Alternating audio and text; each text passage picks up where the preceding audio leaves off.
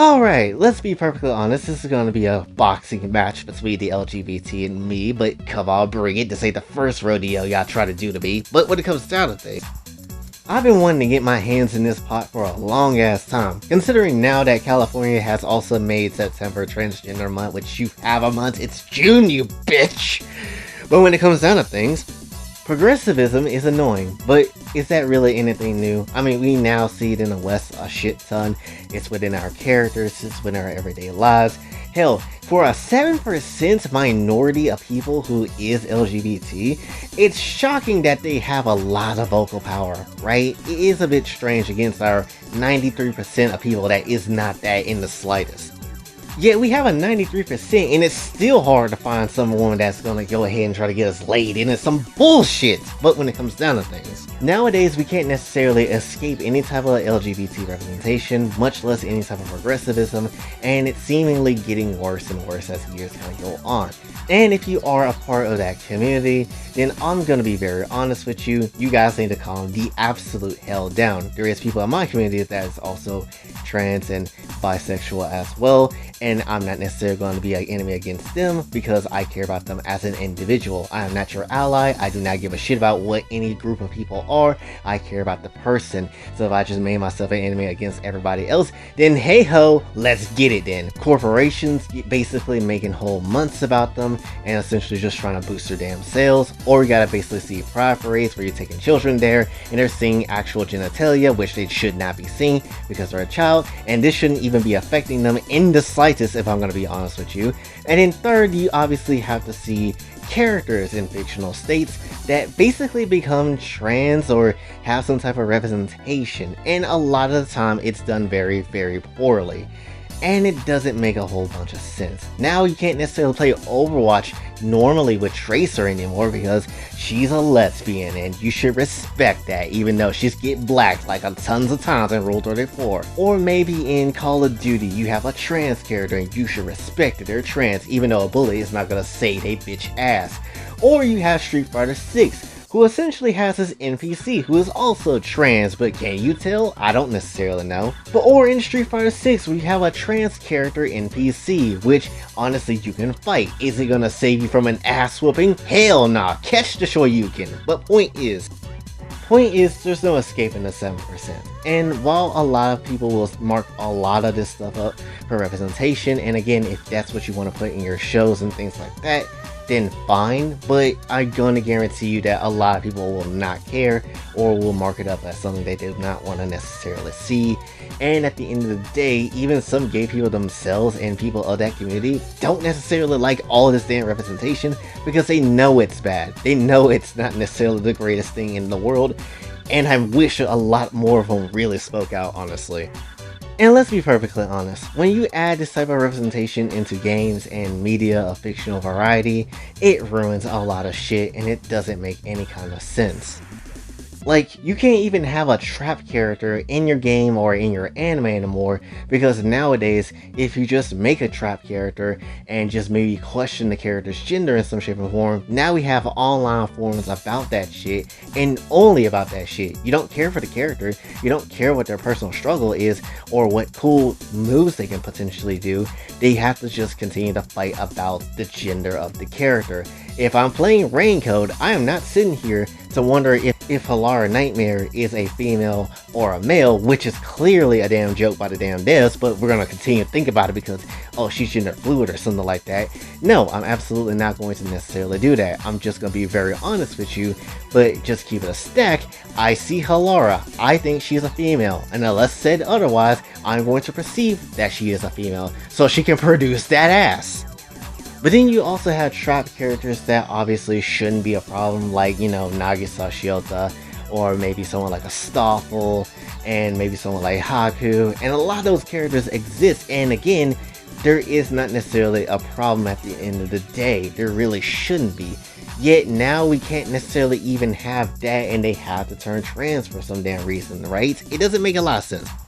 Which is one of the biggest reasons I'm making this video, which is essentially Bridget. To be honest with you, Bridget's situation, when it comes down to it, by far is a hella toxic situation, but it's one that I would say is somewhat worth talking about a little bit, just because It was a character that was a trap who ended up transforming into a transgender person for literally absolutely no canon reason. They just did it because progressivism.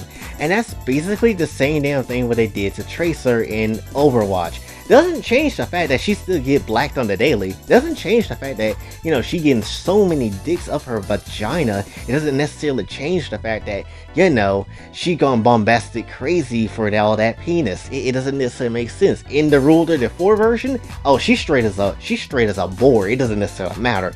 But Overwatch will continue to say that, you know, she's gay and whatever. And yeah, a lot of people still do not F with that decision. It's me. I'm people that don't F with that decision because what does that do for her narratively? Effing nothing. Same thing with Bridget. Bridget literally was a character that had to escape their village and basically cross-dressed just so they can, you know, survive. But, you know, that was like their whole story. But essentially now, because the day and age that we are currently in, now Bridget has to be transgender? What narrative reason is that points to that? None! Because the game doesn't give you one. And even if Guilty Gear now were to toss in, you know, some type of way of making the character have a narrative reason, it still is practically over. The damage has been done. There's no fixing this shit. I just don't necessarily see a reason why you made a character that was a trap back in the day that had absolutely no kinds of problems of what the character was, all of a sudden turn into a transgender character because reasons, I guess. And let's be perfectly honest, how many people are actually going to care too much about the gender of a character and stuff like that? If they see that a character is female or male, they're going to perceive it as such. I'm not necessarily going to do any type of loop-de-loop and pull, and now your gender is looking cool. Like, ain't nobody's trying to do all that mathematical science, have a whiteboard up, connect the damn dots like it's Connect 4, and try to figure out what type of gender the devs want to put this character as, when you can't tell what gender they are, to be perfectly honest, because they're fictional effing characters. I'm not gonna waste my time trying to figure out what the hell they are. Just give me what I need to know and just be about my way. If it's a story reason of why they are that reason why, then it better be a damn good reason of why I should effing care, because a lot of times people do not give you a reason why you should care, and it gets very stupid very quickly. And the biggest problem with Bridget, again, is just the fact that they did this in the modern day and age because people nowadays. There was never really a true reason as to why you had to do it. Unlike one other character who has always been that way, and now is kind of confused in a weird position, which is Poison. Now, Poison is by far the biggest, one of the bigger characters when it comes to this topic of discussion. By far one of the characters I would definitely say, regardless of whatever gender they are by far a very nice looking person. I'm not necessarily gonna lie. Do they top Juri for me? Not necessarily. Do they top someone like Chun-Li? Not necessarily, but they are still up there in, you know, the looking good department, honestly. Now with Poison, it's a very strange and very weird rabbit hole that honestly, even if I tried to teach you the history of, it would be very, very, very strange and insanely difficult for me to actually understand what the F is going on. So to be perfectly honest with you, we will be just talking about Poison via the Wikipedia page, so that way you can understand how things kinda are and where things kinda stand. According to the book all about Capcom head-to-head fighting games and Final Fight director Akira Nishitani, the characters were originally planned to be cisgender, but were changed as new halves, which is the Japanese slang for trans women, after the game's release, due to the suggestion that hitting women was considered rude in America and the concern that feminist groups will sue. However, concept art included in the 2005 compilation of Capcom Classic Collection of the pair specifically used the kana for new half, contradicting the statement that change occurred post-release. In 2007, Nishitani stated that he supposed the character could be male, but added it was up to the viewer to decide. He later clarified in a discussion on Twitter that in his personal view, Poison was a woman. Yasuda himself commented that as far as her gender is concerned, he considers her transgender in North American localization, but cis in Japan. But later on, as we see down the line, a later appearance of Poison became playable as a Final Fight character in Final Fight Revenge.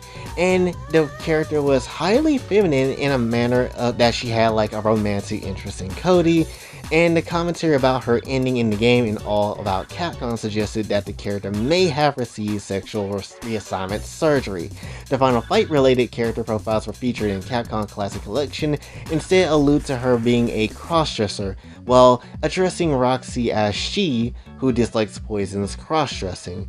Then we get to Street Fighter 4's producer Yoshinori Ono, that guy, but when it comes down to things, when asked in an interview about Poison's gender, stated, "Let's set the record straight. In North America, Poison is officially a post-OP transsexual woman, but in Japan she simply tucks her business away to look female."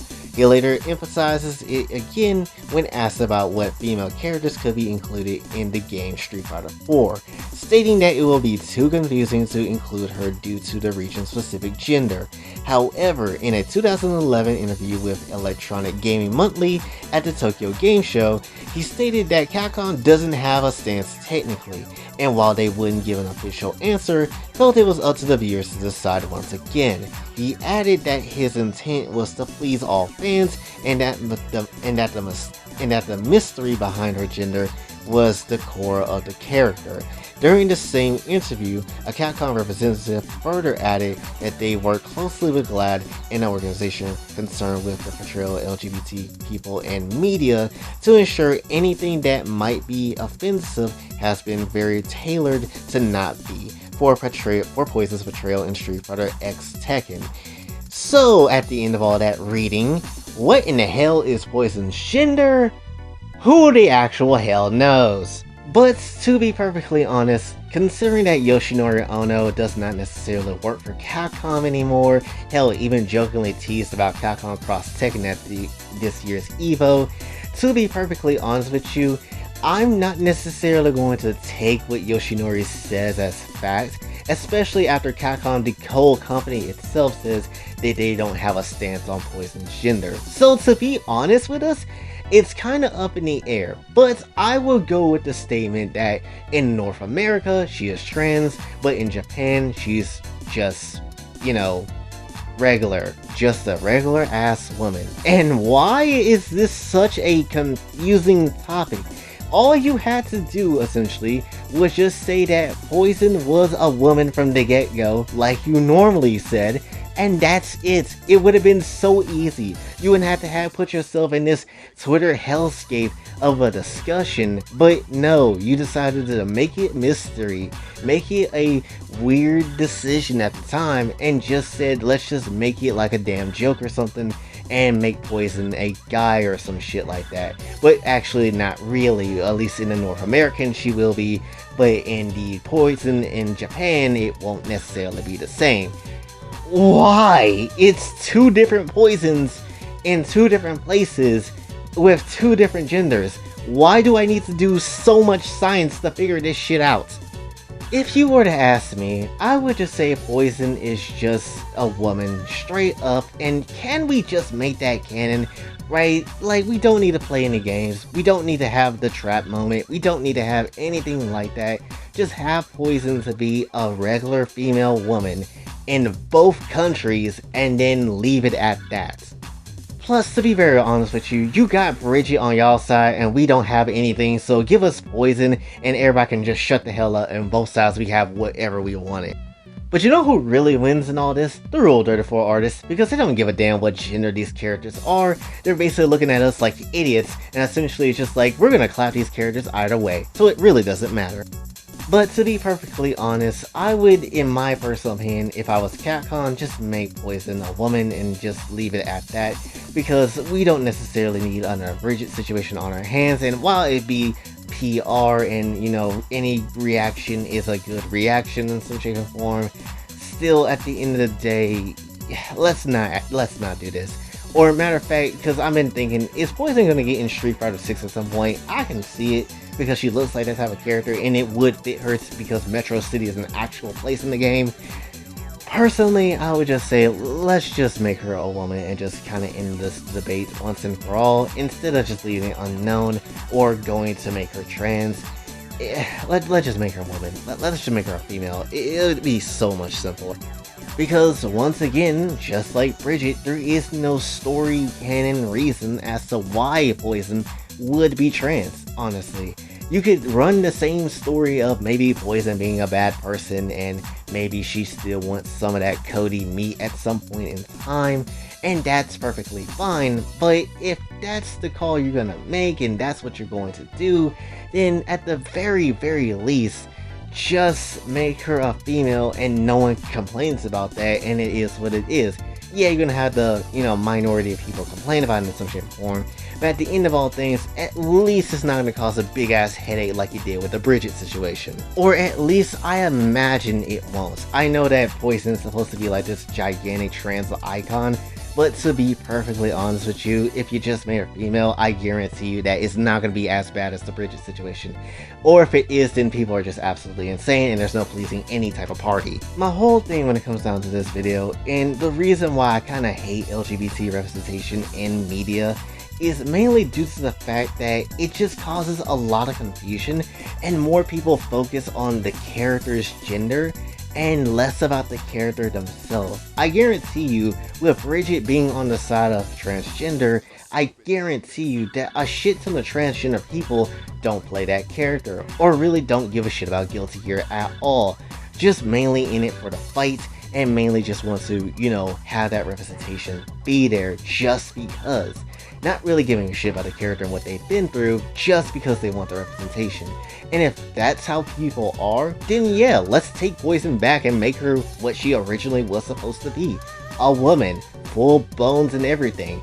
Not necessarily gonna lie. So at the end of all this stuff, the point of this video is essentially just to bring up how ridiculous this type of representation has gotten when it comes to a lot of fictional media and characters and things of the story.